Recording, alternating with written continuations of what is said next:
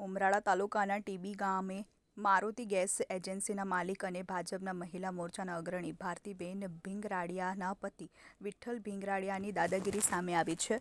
પ્રાપ્ત થતી વિગત મુજબ 2 દિવસ પૂર્વ ઉમરાળા તાલુકાના ઉજ્જળવાવ ગામના 67 વર્ષના આધેડ મંજીભાઈ સવાણી પોતાના ભાઈના ઘરેલું ગેસ કનેક્શનનો સિલિન્ડર રિપેર કરાવવા મારુતિ ગેસ એજન્સી ટીબી ખાતે આવેલા હતા।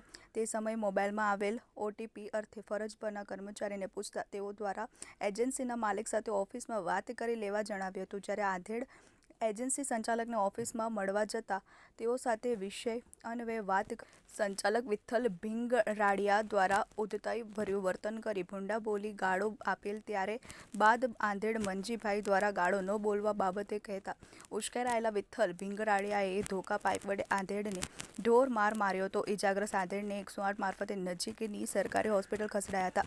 સમગ્ર ઘટનાની જાણ થતાં ઉમરાળા પોલીસ ઘટના સ્થળ પર પહોંચી હતી। ઇજાગ્રસ્તની ફરિયાદ લઈ ફરિયાદના આધારે આગળની કાર્યવાહી હાથ ધરવામાં આવી હતી। ઉલ્લેખનીય છે કે વિઠ્ઠલ ભીંગરાડિયા અને તેનો પુત્ર તાલુકામાં માથા ભારેની છાપ ધરાવે છે। અવારનવાર ગેસ રિફિલિંગ કરવા આવતા ગ્રાહકો સાથે ઉદ્ધતાઈભર્યું વર્તન તેમજ હાથાપાઈ કરતા હોવાનું સ્થાનિકોએ જણાવ્યું હતું। વિઠ્ઠલ ભીંગરાડિયા વિરુદ્ધ ઉમરાળા પોલીસ સ્ટેશનમાં 6 જેટલા અલગ અલગ ગુના કાર્યની ફરિયાદ પણ નોંધાઈ ચૂકી છે। જોકે રાજકીય વગ ધરાવતા હોવાથી તેની સામે કોઈ શિક્ષાત્મક પગલાં આજ દિન સુધી લેવામાં નથી, જેથી સ્થાનિક લોકોમાં ભયનો માહોલ ફેલાયો છે। આવા વિઠ્ઠલ ભીંગરાડિયા જેવા માથાભારે શખ્સો વિરુદ્ધ કડક કાર્યવાહી કરવામાં આવે તેવી સ્થાનિકોની માંગ છે। મુકેશ એસ કટારિયા સાથે વિપુલ ટીલાવટ, ટીવી 18 ન્યૂઝ, ગારિયાધાર। મારું નામ? જી, મારું નામ જયદીપ રાઠોડ। જયદીપભાઈ, જે ઘટના બની છે દાદાને ઢોર માર મારવામાં આવ્યો છે એજન્સીના માલિક દ્વારા, શું કહેશો? જી, મારા દાદાને ગેસની બોટલ લખાવવા ગયા હતા ત્યારે બધા સાથે મળી અને અત્યારે દાદા 3 જણનું કહે છે પણ અન્ય હોઈ શકે છે અને એટલો ઢોર માર માર્યો છે કે દાદાને મારે 108 બોલાવી અને હોસ્પિટલમાં એડમિટ કરવા પડ્યા। અને અમને સુરત જાણ થતાં અમે સુરતથી ચેટથી અહીંયા આવી અને બધી તપાસ કરી અને જોયું તો મારા દાદાને બહુ વધારે પડતો ઢોર માર માર્યો હતો। તો જેથી સારવાર અર્થે એમને દાદાએ મને કીધું કે મને કાનમાં બહુ જ લાફા માર્યા છે, તો મને એક કાનમાં સંભળાતું બંધ થઈ ગયું છે। તો હું અધિકારી શ્રીઓને એટલી જ વિનંતી કરું છું કે આ જે કેસ છે એમાં તમે હજી વધારે ઊંડાણપૂર્વક તપાસ કરો। વિઠ્ઠલ એચબી ગેસ એજન્સી વાળાએ, મારુતિ ગેસ એજન્સી, બરાબર। અને એટલો ઢોર મારવામાં આવ્યો છે કે મારા દાદા હજી હાલવું હોય તો એમને હજી અચકાય છે અને આખું શરીર દુખે છે, કાનમાં સંભળાતું સચોડું બંધ થઈ ગયું છે, બરાબર। અને આમની તો ઉપર એટલા ગુના છે કે આ નાના માણસોને તો પહેલા ધમકાવે છે અને અમે અમારા બુઝુર્ગો અને વડીલોને અહીંયા આરામ કરવા મોકલીએ છીએ, તો બાટલો લખાવવા ખાલી જાય અને જો એને એ મારી લેતા હોય તો એ કેટલા કક્ષે માથાભારે માણસ હશે, બરોબર। તેની તપાસ પણ થવી જોઈએ, હજી ઊંડાણપૂર્વક હું તો કહું એક વખત વધારે તપાસ થવી જોઈએ, તો અધિકારી શ્રીઓને ખ્યાલ આવશે કે આ કેટલી હદે માથાભારે વ્યક્તિ છે। આની ઉપર ગુના કોઈ દાખલ ખરા? આની ઉપર અનેક ગુનાઓ દાખલ છે, એટ્રોસિટીના છે, ફરજ રૂકાવટના છે, અનેક ગુનાઓ દાખલ છે। પણ જેટલી અધિકારીશ્રીઓ કે ગુજરાત પોલીસના ઉપર મને ભરોસો છે, જેટલી ઊંડાણપૂર્વક તપાસ કરશે એટલા જ ગુનાઓ બહાર આવશે।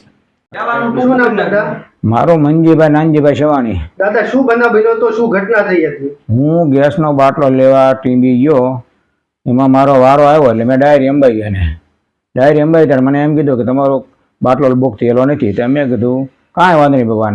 એટલે પછી હું સીધો ઓલું મારા ફોનમાં ઓટીપી આવ્યું હતું ને તે મેં બતાવ્યું, મેં સાહેબ એમાં ઓટીપી કંઈક આવેલો છે, તમે જુઓ મને ખબર પડતી નથી। એટલે એને મને એમ કીધું સીધા ઓફિસમાં, તમે ઓફિસમાં જાઓ પાછળ એમ। એ ઓફિસમાં એના ઓનર વિઠ્ઠલભાઈ બેઠા હતા, માલિક, એને મેં કીધું સાહેબ જુઓ તો આ ફોનમાં કંઈક ઓટીપી આવેલું છે કે તમને કે ઓટીપીનો દીકરો થતો કે બહાર નીકળ ગયા। મેં કીધું સાહેબ તમે પટેલ છો ને હું પટેલ છું, સભ્યતા રાખો। તો મેં સભ્યતાને કીધું ત્યાં સીધી મને ગાળ દીધી। મેં એને એમ કીધું સાહેબ ગાળ ન દો, મેં કાંઈ ગુનો તમારો કોઈ કર્યો નથી એમ। એ શરત લાકડી લઈને સીધો વાંહે થયો અને મને દેવા માંડ્યો લાકડી લઈને, મને કે હા હું બોલ્યો જ કેમ એમ, અને મને એમ કીધું મારી નાખી ઠાર એમ, અને જો અહીં ફેર ગયો છો તો હવે તો જીવતો નહીં જાય એમ। અને પછી એના માણસને બોલાવી, રામપાવાળાને, એને મને પકડી રાખ્યો ને આને ઢીબ્યો મને, અને મને સાચું જ નહોતી રહી। કોઈ વસ્તુ નહીં. પછી બીજાએ મને મેકાયો ને આ બાટલા લેવાવાળા માહિતી અમુક આવ્યા એને એ કે ભાઈ આ દાદા છે ઉંમરવાળા છે તમે કંઈક જોતો ખરો ભાઈ આ ઉંમર કેવડી છે ને તું હું વર્તન કરે છો. એ તો ગાડીનો ફોરેસ્ટ સાહેબ મને બોલાવ્યો એને. તમે પોલીસ કમ્પ્લેન કરી છે? હા મેં પોલીસ કમ્પ્લેન કરી છે ઉમરાળા. સારવાર ક્યાં લીધી? સારવાર મેં ગઢડા સાહેબ લીધી 108 બોલાવીને. તમારું નામ? સંજયભાઈ બાબુભાઈ ગોટી. સંજયભાઈ, હાલમાં જે ઘટના બની છે, દાદાને ઢોરમાર મારવામાં આવ્યો છે એજન્સીના માલિક દ્વારા, શું કહેશો? હવે એમાં એવું છે કે એ લોકોની તાનાશાહી તો વધારે છે. આમાં જે મારુતિ ગેસ એજન્સી વાળા માલિક છે એ લોકો તાનાશાહી વધારે વાપરે છે અને વડીલોને જાતે હુંકારે ટુકારે બોલાવે છે. અને બીજા નંબરમાં બાટલો લખ્યો કે ન લખ્યો 2 મહિને 3 મહિને 1 મહિને નહીં, પણ આપણે અહીંયા ગામડામાં વરસાદ બાટલો વાપરો તો પણ એ બાટલા નહીં દેતા કે લખાવવાનો જરૂરી છે એમ. હવે અહીંયા ડોહોને મોબાઈલમાં આવડતું પણ ન હોય તો પણ એ લોકો બાટલા વગર પાછા કાઢે છે. એવું બીજી એજન્સીમાં નથી. તો આ એજન્સી કોઈ સારા માણસને આપે તો સારું. અને આ લોકો તાનાશાહી બહુ વધારે, એટલે તંત્ર દ્વારા આને કંઈક કડક પગલાં લે એવી અમારી માંગણી છે.